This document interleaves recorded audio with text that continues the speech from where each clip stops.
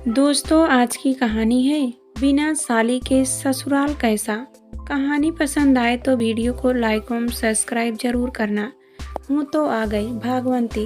कितनी बार कहा कि थोड़ा जल्दी आया कर, पर तू सुने तब ना। खैर, चल जल्दी जल्दी सफाई कर ले, मुझे भी बाहर जाना है, कहकर मैं अस्वस्थ होकर फैले हुए कपड़े समेटने लगी। पर भागवंती बुत बनी खड़ी रही। उसे देखकर मैं बोली, क्या बात है, खड़ी क्यों हो? बीबी जी। हाँ हाँ बोल, क्या बात है? बीबी जी, मेरी लड़की कहा कर वह फिर चुप हो गई। लड़की, क्या हुआ तुम्हारी लड़की को? मैंने थोड़ा घबरा कर पूछा। कल होली है ना बीबी जी, वह आज शाम दामाद के साथ आ रही है। ओह, मैंने आह भरी। बड़ी पागल है तू, इसमें घबराने की क्या बात है? तूने तो मुझे डरा ही दिया था। जा अब जल्दी काम कर। बीबी जी, कुछ रुपए मिल जाते तो। रुपए? लेकिन अभी तो महीने के 7 दिन ही गुजरे हैं। फिर कुछ सोचकर मैं बोली, कितने रुपए चाहिए? 300 रुपए। बीबी जी, वह बहुत धीमी आवाज में बोली और याचना भरी नजरों से मुझे घूरने लगी। मैं असमंजस में पड़ गई कि इसे इतने रुपए कहाँ से दूं।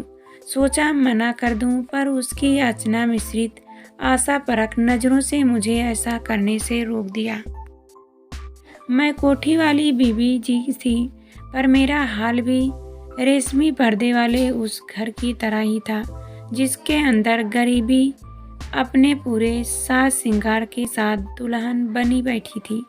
हाँ, इतना जरूर है कि 2 जून भर पेट खाने का रोटी इज्जत के साथ मिल जाती है।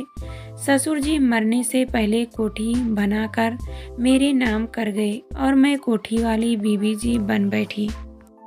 मैंने भागवंती की ओर देखा। वह अभी एक टकटकी लगाए खड़ी थी। अचानक मुझे कुछ याद आया और मैंने बड़े ही आत्मविश्वास के साथ उसे रुपयों के लिए स्वीकृति दे दी। अपने सांवले झुर्रियों वाले चेहरे पर लुढ़क आए आंसू उसने फट से अपने आंचल से पोंछे और अस्वस्थ होकर दोगुने जोश में काम में जुट गई। बीच बीच में बड़बड़ा रही थी, आप बहुत दयालु हैं। मेरी तो यही दुआएं हैं कि आपके एक का लाखों बने।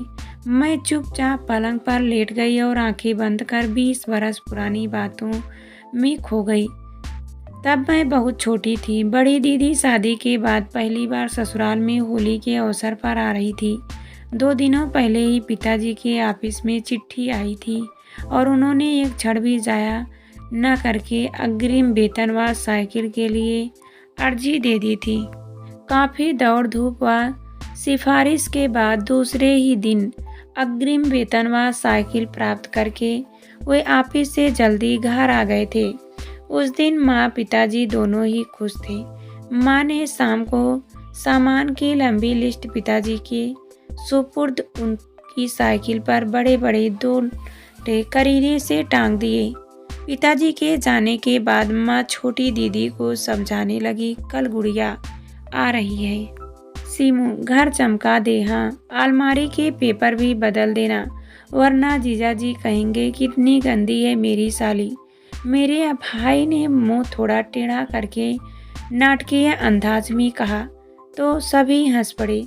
फिर माँ ने उसका कान पकड़कर कहा, चल यहाँ से, बोलता है देख कहीं जाले तो नहीं है, ठीक से साफ कर दे। इतना कहकर माँ रसोई में जाकर व्यस्त हो गई।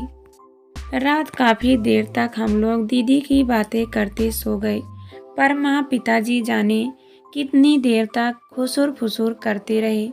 माँ ने सवेरे सबको जल्दी उठा दिया।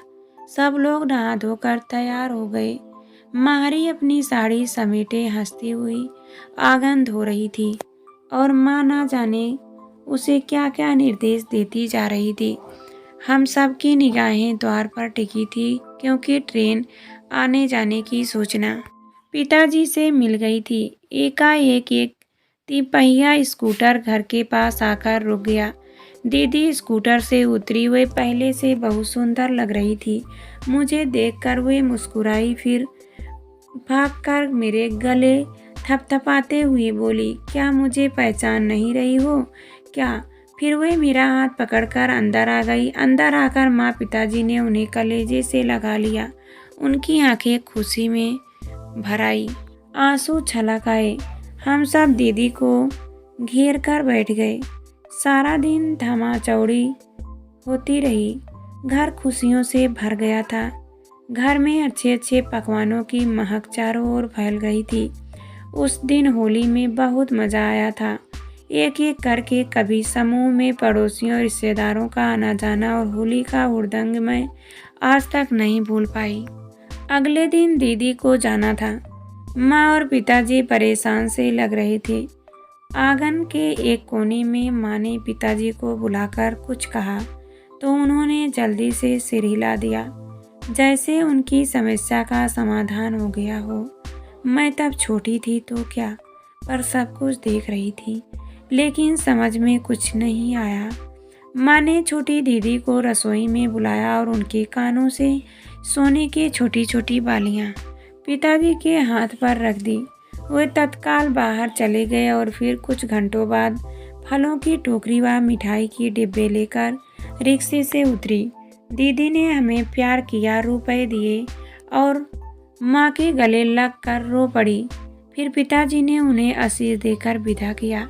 बड़ी दीदी इतने सामान से लदी हाथ हिलाते हुए विदा हो गई और छोटी दीदी बार बार अपनी उंगलियां अपने सूने कानों पर फेरती हुई आंसू पोंछती अंदर आ गई।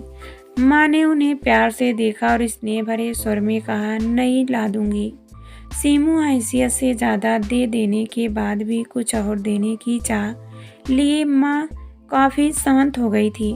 पड़ोसी देर तक बाहर ही पिताजी के साथ खड़े रहे और दीदी की अच्छी शादी और अच्छी विदाई का गुणगान करते जा रहे थे।